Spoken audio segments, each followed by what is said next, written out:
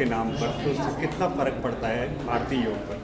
देखिए, इससे कहीं व्यक्तियों की आत्मा आहत होती है, ख़ास तौर से क्योंकि गलती अगर अनजान करता है तो वो गलती है, लेकिन गलती जानकार करता है तो वो अपराध है।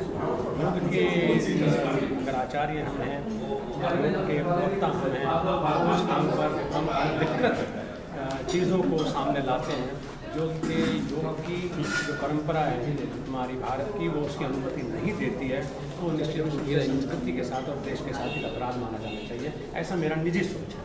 तो इसलिए योग के नाम पर जो भुगड़पन है, तरह तरह के नाम से योग आ रहे हैं, मतलब फिजिकल अट्रैक्शंस को लेकर के, क्षणिक आनंद को लेकर के, नाम भी लेने लायक नहीं है। कहीं हम रोमांस योगा कहते हैं, कहीं डांस योगा कहते हैं, कहीं हॉट योगा कहते हैं, फ्लो योगा। मैं तो समझ नहीं पा रहा हूँ कि महर्षि पतंजलि तो इन नामों को जानते भी नहीं होंगे, क्योंकि जब हम आज के लोग ही नहीं जानते ढंग से महर्षि पतंजलि या गोरक्षनाथ या स्वात्माराम कैसे, हिरण ऋषि कहाँ जानते हैं इन चीज़ों को। तो ये केवल अज्ञानता है, लेकिन ये ज़रूर है कि चलो आज वो इसी नाम पर योग को सीखना शुरू कर रहे हैं। ये भारत में आ रहे हैं तो भारत के झरोखे में झांक करके उन्हें योग के सही स्वरूप को जानने का निश्चित रूप से मौका मिलेगा। और एक और चीज़ जो मैं इसमें विशेष रूप से सामने लाना चाहता हूँ, तो ये बड़ी भ्रांति ये फैल रही है कि विदेशियों को हमें योग देना है, तो उसके लिए अंग्रेज़ी जानने वाले जो टीचर्स हैं, हालांकि मैं खुद भगवान की दया है, हम लोग अंग्रेज़ी में बोलते हैं, उर्दू भी बोलते हैं, दुनिया की सारी भाषा। अरे भाई, योगी तो क्योंकि पूरे विश्व का है, तो उसको तो पशु पक्षियों और पेड़ पौधों की भाषा को भी समझना और बोलना है।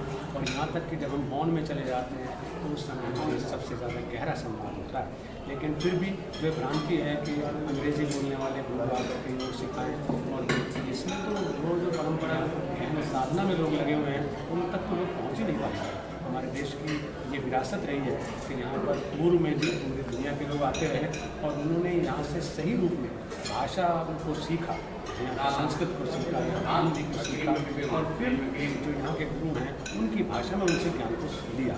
क्योंकि अब हम कितनी भी अच्छी अंग्रेज़ी बोलते हैं, लेकिन जितनी अच्छी अभिव्यक्ति हम अपनी मूल भाषा में कर सकते हैं उतना ट्रांसलेटेड लैंग्वेज में कभी नहीं कर सकते। तो मैंने यहाँ के जो विदेशी जिज्ञासु आए, them also I have requested that better if you are a real seeker then go into the depth of the spirit of Indian spiritualism.